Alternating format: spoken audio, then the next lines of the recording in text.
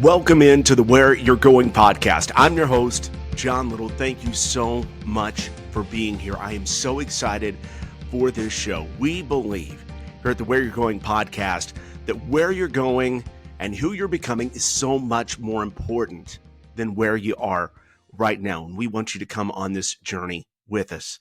My name is John Little, and I am a broadcaster in the Dallas area. I'm in news radio, I'm in sports TV, and I just am a guy that's trying to live with hope and trying to carry that hope to people like you. And so I'm so pumped that you have found the show because I've been praying for this show. Been praying for this show for the better part of 2 years. I didn't know what kind of form it would take. I really probably was misguided at first about how it should be formed and, where it should be launched and those sort of things. But over the course of the last 2 years, God has really honed that in for me. There's been a laser focus over the last few months. My prayer has been that everything you would hear on this show is delivered with humility, just with reaching you in mind. And at the same time, just doing it with all of my heart and with the heart of a bunch of people who really believe in the message that where you're going is so much better than where you've been. So why me? Why John Little? And why this podcast? And why now? Well, it's just been on my heart, like I said, for the better part of 2 years. I knew that a really rough patch in my life, some ways in which I'd really strayed away from those things I truly believe, that I'd been broken free of that stuff. And I was running a race where there was finally freedom in some areas of my life where I hadn't been able to find that in the better part of 10 years, longer than that. And additionally, I knew that there was more to come. And I just wanted to share that hope. We've got a responsibility to wherever our talents lie, wherever our area of expertise is, to take what we know there and just reach people however we can. And I don't care what line of work you're in, you've got the ability to do that. I've got the ability to do that, in kind of a public way, through a podcast, through a video cast. And so that's what I'm stepping into. That's why me, because I have been at the absolute rock bottom. And I know that there are a lot of people right now that are at the rock bottom as well. And if they're not there, it's very, very close to being at that place. And maybe that person is you. And so I want you to come on this journey knowing that there is hope and knowing that things can get better and will get better. And there is more for you in this life. So let me tell you my story.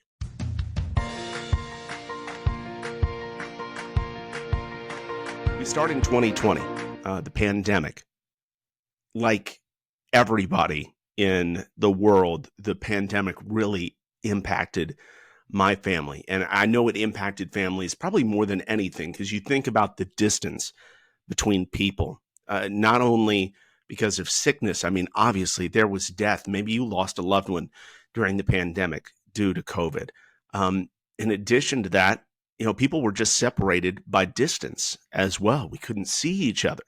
That was hard on families. And it was hard on my family as well. There was the difference in working and difference in going to school, the remote work. I was going through that, and also the financial trouble as well. Well, both me and my wife took pay cuts during COVID, and it was rough.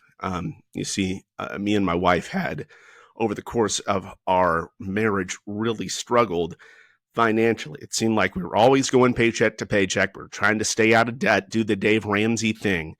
But over the course of that summer, we just didn't adjust to the pandemic very well, didn't adjust to, the pay cuts. And, we blew through our savings. And it was, as always in our marriage, just a huge stressor Maybe you've been there.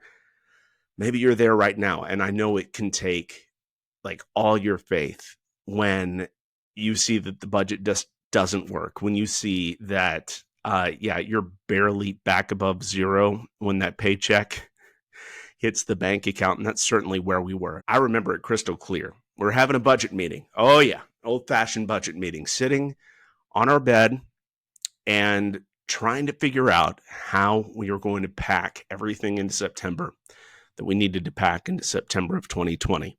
And so we had the essentials there. We had the non-essentials. We're trying to, just form this budget that was going to move us on to October. And we got to this line item in the budget where my wife felt like it was essential. I thought it wasn't essential.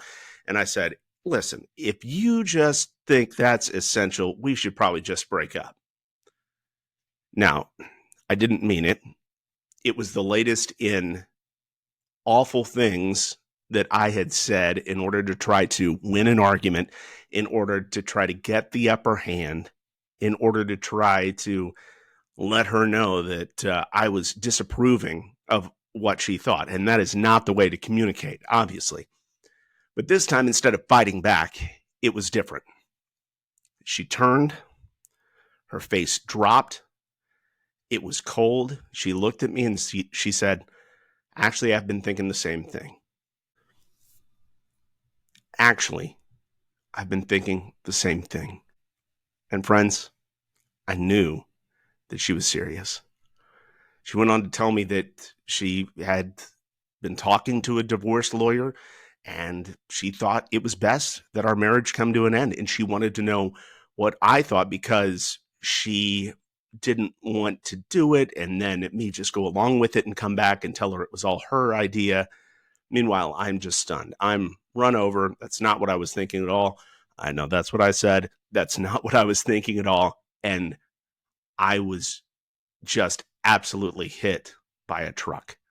I started crying. I took a walk. I called some friends. I didn't know what to do. I thought at that moment, my marriage was over. She had never talked like this. And one of the friends I talked to that night said, John, you would not be the John Little. We got to have friends like this, right? Friends who believe the best in us, even when we can't see it. And he said, listen, you would not be the John Little I know if you didn't get back in there and fight for her. So I wiped away the tears. I went back into that bedroom and said, I don't want a divorce. This is not what I want.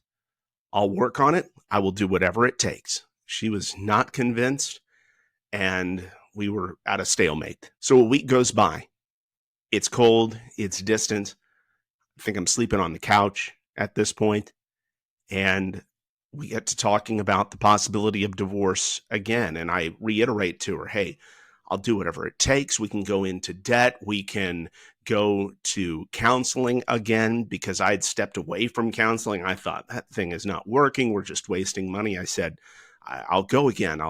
We'll put the money into counseling, even if we can't afford it. I'll do whatever it takes. I don't want a divorce. Again, she's not convinced. And she said, John, I don't know what's wrong with you. I don't know. I mean, you've just been distant. I don't know if you're having an affair. I don't know if you're in addiction. I just don't know what's going on with you.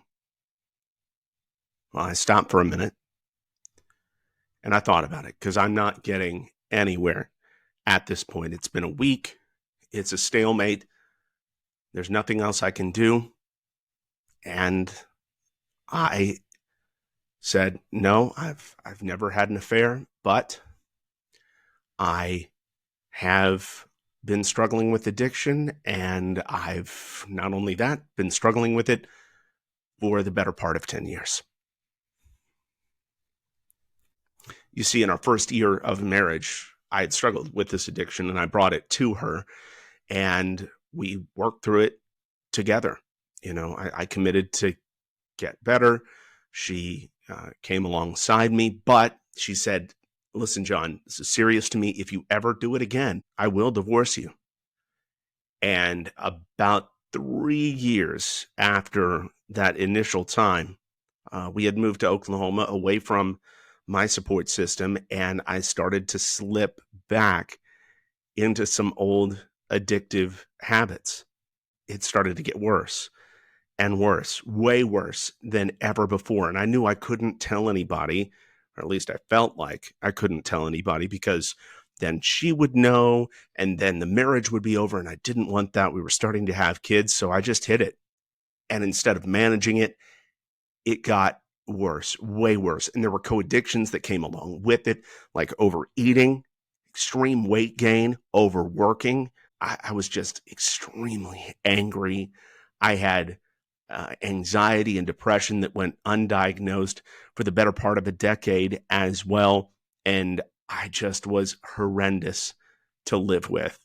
I verbally was awful to my wife, and I would just freeze her out at other times. I felt incredibly out of control, and I was a nightmare to live with. I finally offered that. I put it on the table. I said, yeah, I've been struggling with this, and I've been struggling for about 10 years. And while right now it's not the worst it's ever been, it's been really, really bad in the past. And I said, I didn't want to tell you because you said if I ever did it again that you would divorce me. She said, yeah, well, I guess that's it. And the divorce proceedings were off and running. About a week and a half later, I am sitting in a cheap hotel room, which I can almost see from my bedroom window here at my apartment. And I am crying myself to sleep, feeling like I have lost absolutely everything, knowing I've gone wrong, but honestly, not exactly sure where I went wrong. Everything is so wrong, I don't even know where to start, and I'm feeling hopeless. I've lost my wife. I have lost the privilege to sleep under the same roof as my 3 kids. I love them very much, but my wife says it's all over, and now I'm all alone, and it's all my fault. Have you ever been there? Are you there right now? Do you know what I'm talking about? This show is for you, because I am telling you, that was me 3 years ago. I had absolutely no hope. I didn't know where to go. I didn't know where to turn. I didn't know who to talk to. I didn't know where to start. I didn't know what my life would look like. I didn't know if I would be on this earth. I don't mean to be dramatic, but I really did not know that. I could not see a way forward. If that's you in any part of your life, this show is absolutely for you, because I am living proof. And so many people I know and I'm going to bring on this show are living proof that no matter the circumstances, no matter where you've gone wrong, what you've been through, where you're going is so much better than where you've been, and it can get better. And you can find the strength to do what it says behind me. You can find the strength to get up. You can find the strength to make something new in your life and go back to battle again, even when you don't feel worthy. And that is what we're going to talk about on this show right off the top. I'm going to bring on some friends that have been incredibly helpful and supportive in this process. They were even with me that first month where my marriage was coming to an end. With my friend Jeremy Bouse, we're going to talk about identity. We're going to talk about why we lose it, why we find it in our success in other areas. And we're going to talk about just that feeling of feeling unworthy and how we get back to feeling worthy. It's either harder than you think or easier than you think, depending on how you look at it. Also, on show number 3, we're going to talk to my incredible friend, Eric Summerhauser. I cannot wait to bring you this conversation. We're going to talk about our heart posture, doing things with all your heart, how honestly, God just wants to get to your heart, and he's going to do whatever it takes to fight for your heart, just like God has fought for my heart. And I'm telling you, friends, I believe he is going to win. in the battle for your heart. And we're going to talk about that with Eric Sommerhauser. Mind-blowing stuff. We're going to talk about community. When you are in the lowest of lows, or you're in any kind of low moment in your life, you cannot isolate. You got to get around other people. A couple of my friends who know that so well are going to come on with me as well. And we're going to talk about community. And then I'm going to tell you about this back behind me. Get up, make something new, go to battle. And then we're going to be off and running. Yeah, that's going to kind of start with my story and the truths that I know and the people that I know that helped me through that. And we'll relate it back to you and where you are or where somebody in your life might be. But beyond that, we're going to have some incredible conversations with people who are winning in life. And they're doing it because they do life with the right intentions, and they've got hope. And we're just going to try to carry that hope into your life. And I'm just believing it's going to make a difference. I have prayed for this show. I have prayed for you. I've prayed for myself to have the right heart attitude about it. And I'm just believing that this show will make a legitimate difference in your life as you live it, no matter where you are, whether you're just a little off track or a lot off track, or you're praying for a friend or a family member that is off the rails right now, and you want to so badly to see that relationship reestablished with them. Hey, sometimes, let me tell you, even though they may be visually, like very publicly, way off the rails, it might come back to you. It might come back to your heart posture. Although you're on the outside doing all the right things, is there judgment in your heart? Are you truly a safe place to land for them? Is there anything that you can go to them with and say, hey, I was wrong. Can you go first? These are some of the things that we're going to be talking about. So I know that no matter where you are in your journey, I believe you're going to get a lot out of this show. And I know I'm going to get a lot out of bringing it to you as well. And I just want to build up an incredible community. I've already been able to do so with my podcast launch team. Oh my gosh, this is about 50 people who have just come alongside me and said, yes, I'll pray for you. Yes, I'll pray for the people that are going to be hearing this message. We'll help you get the word out. And we want to grow, basically, that podcast team. We want to have a where you're going group where it's not about, it has nothing to do with John and forwarding my message. It has everything to do with just getting people hope and coming together and marching forward and say, where we're going is better than where we've been. We believe that, and we are taking steps. Maybe we're holding each other accountable. Got to be honest with you, I'm not exactly sure how all that's going to look, but I'm open to it. Just kind of taking steps to follow God's lead, follow the cloud to see where this all goes. I cannot wait to go on this journey with you. We're going to have a blast. There are going to be tears. There's going to be fun. There are going to be serious moments. There are going to be weeks we're going to take steps. There are going to be weeks where we're just going to pause and we're going to laugh about how silly and crazy life is sometimes. And I can't wait to walk this journey with you. There are so many ways to keep up with the show. Probably the best way is just to go to our website, whereyourgoingpod.com, whereyourgoingpod.com. But you can find us on Facebook and Instagram and Twitter and, of course, YouTube as well. Thank you so much for being part of this first show. Thank you so much for investing in yourself. And friend, I believe in you. No matter where you are, I believe in you. And if somebody in your life needs hope, believe in them. And let them know that where you're going is so much better than where you've been. We'll talk to you next time.